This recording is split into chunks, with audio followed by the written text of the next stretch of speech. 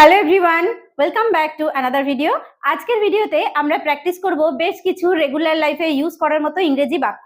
যে সমস্ত কথাগুলো আমরা ডেইলি ব্যবহার করে থাকি বাংলাতে, সেই কথাগুলোই আমরা কিভাবে ইংরেজিতে বলবো সেই বিষয়ই রয়েছে আজকের ভিডিও। তো আশা করছি ভিডিওটি তোমরা যারা বিগিনার্স তাদের জন্য ভীষণ হেল্পফুল হবে। এখানে আমি প্রত্যেকটা শব্দের যে ইংরেজি কি হয় সেইভাবে আমি বলে দেবো, যাতে তোমাদের ওয়ার্ডের স্টকটাও বাড়ে। তো সময় নষ্ট না করে দেখো শুরু করছি। প্রথম সেন্টেন্স কি আছে দেখো, সে স্কুলে গিয়েছিল। সে স্কুলে গিয়েছিল, সে ইংরেজিতে আমরা সবাই জানি হি। তাহলে সাবজেক্ট এখানে হি, তারপর কি হয়, সাবজেক্টের পরে হয় ভার্ব বা ক্রিয়া। তাহলে এখানে ভার্ব বা ক্রিয়া কি, গিয়েছিল। দেখো যাওয়া ইংরেজি কি, যাওয়া ইংরেজি হচ্ছে গো, তাহলে গিয়েছিল ইংরেজি হচ্ছে ওয়েন্ট। তাহলে হি ওয়েন্ট, সে গিয়েছিল। কোথায় গিয়েছিল, ওয়েন্ট স্কুলে গিয়েছিল, went to school, went to school, to school. তাহলে পুরো সেন্টেন্সটা হলো হি ওয়েন্ট টু স্কুল, সে স্কুলে গিয়েছিল। নেক্সট সেন্টেন্স, রনি স্কুলে যায়নি। রনি স্কুলে যায়নি, তাহলে এখানে সাবজেক্ট হচ্ছে রনি, রনি। এরপর ভার্ব কি হবে, যায়নি, তাই না? তাহলে দেখো যায়নি, যাওয়া ইংরেজি আমরা জানলাম গো, যদি আগের কথা বোঝায় অতীতে হয়েছিল তাহলে আমরা জানলাম ওয়েন্ট। তাহলে যায়নি তাহলে আমরা কি বলবো, একটা না আসবে, অর্থাৎ নো আসবে বা নট আসবে। তাহলে এখানে আমরা ডু ভার্বের ব্যবহার করব। ডু ভার্বের পাস্ট ফর্ম হচ্ছে ডিড। যেহেতু এখানে যায়নি আগের কথা বলা হয়েছে, তাহলে Roni did not, did not. দেখো ডিড এখানে আমি পাস্ট ব্যবহার করে দিয়েছি, তাহলে ডিড নট, তারপরে হবে go to school. Roni did not go to school, Roni স্কুলে যায়নি। তুমি ভাত খেয়েছিলে। তুমি এখানে সাবজেক্ট ইউ, ইউ। তারপর ভার্ব কি, খেয়েছিলে। খাওয়া ইংলিশ কি, খাওয়া ইংলিশ হচ্ছে ইট। আর যদি বলি খেয়েছিলে তাহলে পাস্ট ফর্ম ব্যবহার করবো, অর্থাৎ মানে অতীতে ঘটে যাওয়া যে ব্যাপারটা, যে খেয়েছিলে, তুমি এখন খাও, তাহলে ইট হতো। কিন্তু যদি খেয়েছিলে বলি তাহলে তার পাস্ট টেন্সটা হবে। পাস্ট টেন্স মানে হচ্ছে অতীতে ঘটে যাওয়া যে কাজ, সেক্ষেত্রে আমরা পাস্ট টেন্সের ব্যবহার করে থাকি। তাহলে ইট ভার্বের পাস্ট ফর্ম হচ্ছে এট। ইউ এট ভাত, রাইস, ইউ এট রাইস। তো যাদের তোমাদের মানে এই যে রাইস, খাওয়া ইংরেজি ইট এগুলোও জানো না, আশা করছি তাদের জন্য ভিডিওটি হেল্পফুল হবে। অর্থাৎ ইংরেজি আমি যদি নাও জানি তাও আজকের পর থেকে আমি ইংরেজি শিখে যাব। দেখো পরেরটা, তারা ফুটবল খেলেছিল। তারা ফুটবল খেলেছিল, তাহলে এখানে সাবজেক্ট কি, তারা, দে।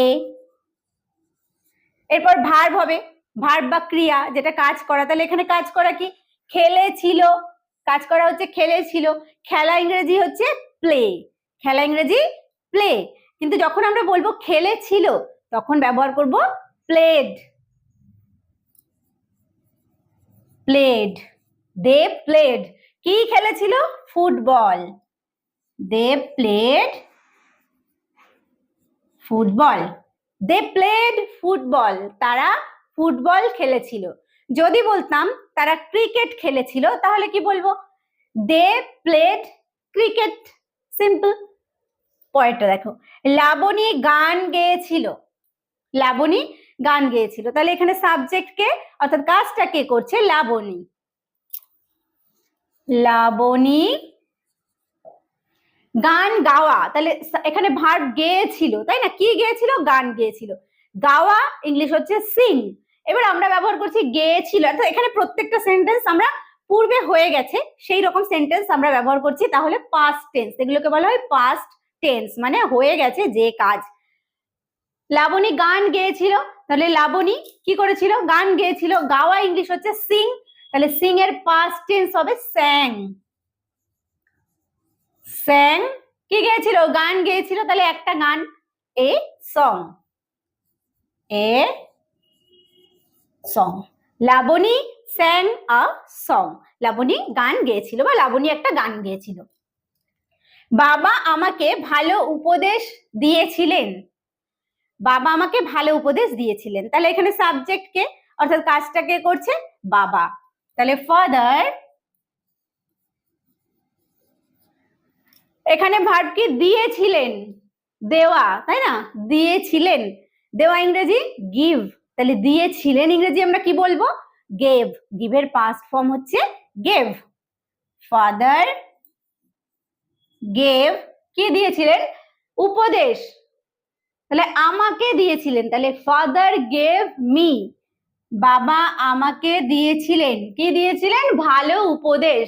Give me a good advice বা give me good advice. Good মানে হচ্ছে ভালো, আর উপদেশ ইংরেজি হচ্ছে advice. Okay, father gave me good advice. বাবা আমাকে ভালো উপদেশ দিয়েছিলেন। আমি দুধ পান করেছিলাম। কোনো পানীয়, জল, দুধ, চা, কফি, এগুলো সব আমরা পান করেছিলাম এরকম ভাবে বলে থাকি। পান করাকে ইংরেজিতে বলা হয় ড্রিঙ্ক। তাহলে পান করেছিলাম, তাহলে আমরা ড্রিঙ্কের পাস্ট ফর্ম ব্যবহার করব, তাহলে ড্রাঙ্ক। আমি সাবজেক্ট, তাহলে আই ড্রিঙ্ক। ড্রিঙ্ক মানে পান করা, তাহলে I drank. Past form I drank, কি পান করেছিলাম? দুধ। তাহলে আই ড্র্যাঙ্ক মিল্ক। দুধের ইংরেজি আমরা প্রত্যেকে জানি মিল্ক মানে দুধ, তাহলে আই ড্র্যাঙ্ক মিল্ক। বিড়ালটি ইঁদুর মেরেছিল, তাহলে এখানে সাবজেক্ট কে? বিড়ালটি, তাহলে দ্য ক্যাট। The cat.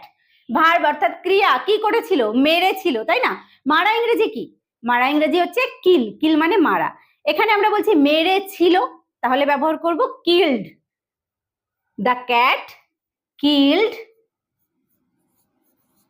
কি মেরেছিল? ইঁদুর মেরেছিল।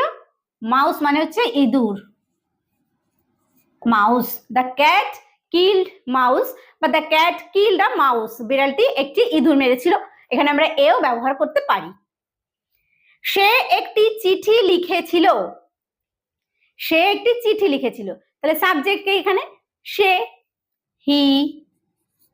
তারপর লিখেছিল ভার্ব বা ক্রিয়া।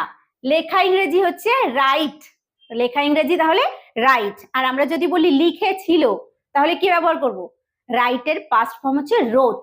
তাহলে হি, WROTE, রোট। রোট, কি লিখেছিল? একটি চিঠি। চিঠি ইংরেজি letter, a letter, a letter. তাহলে হি রোট আ লেটার, সে একটি চিঠি লিখেছিল। নৌকাটি নদীতে ডুবেছিল। নৌকাটি সাবজেক্ট, এখানে নৌকা।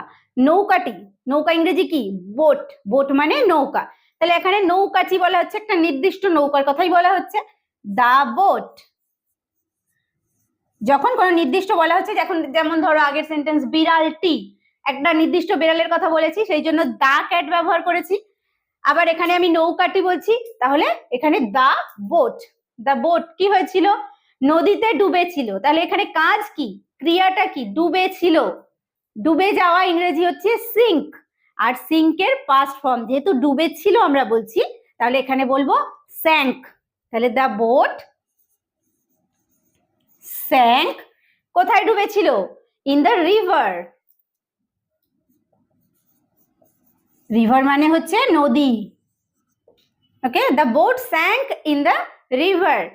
নৌকাটি নদীতে ডুবেছিল। তুমি সত্য বলেছিলে, তার মানে তুমি সত্যি কথা বলেছিলে। তুমি সত্য বলেছিলে, এখানে সাবজেক্ট কি? তুমি, ইউ। ইউ। দেখো এরপর ভার্ব। ভার্ব হচ্ছে ক্রিয়া, কাজ করা। তাহলে এখানে বলা, তুমি বলেছিলে। বলা ইংরেজি কি? স্পিক মানে হচ্ছে বলা। তাহলে স্পিকের পাস্ট ফর্ম ব্যবহার করব। বলেছিলে যেহেতু, তাহলে স্পিকের পাস্ট ফর্ম হবে স্পোক। You spoke. কি বলেছিলে? সত্য বলেছিলে। The truth. You spoke the truth. Truth মানে হচ্ছে সত্য। Okay, you spoke the truth, তুমি সত্য বলেছিলে। লোকটি ঘুড়ি উড়িয়েছিল, লোকটি ঘুড়ি উড়িয়েছিল, তাহলে the man, the man, man মানে মানুষ বা লোকটি, দ্য ম্যান এখানে ভার্ব বা ক্রিয়া উড়িয়েছিল, ওড়ানো, ওরা ইংরেজি কি ফ্লাই, আর উড়িয়েছিল flew, past form FLEW flew, ঘুড়ি ফ্লিউ আ কাইট, কাইট মানে ঘুড়ি, KITE, কাইট মানে হচ্ছে ঘুড়ি, তাহলে the man flew a kite, মানুষটি একটি ঘুড়ি উড়িয়েছিল। তাহলে আজকের ভিডিওতে আমরা প্র্যাকটিস করলাম বেশ কিছু রেগুলার লাইফে ইউজ করার মতো ইংরেজি বাক্য। তোমরা যারা একদম বিগিনার্স, যারা একদম প্রথম থেকে ইংরেজি শিখতে চাইছো, ইংরেজি কিছুই জানো না, ওয়ার্ড মিনিং এও প্রবলেম হয়, আশা করছি তাদের জন্য আজকের ভিডিওটি হেল্পফুল হয়েছে। ভালো লাগলে একটা লাইক এবং কমেন্ট করতে ভুলবে না, আর ভিডিওটি শেষ পর্যন্ত দেখার জন্য প্রত্যেককে থ্যাংক ইউ। দেখা হবে নেক্সট ভিডিওতে।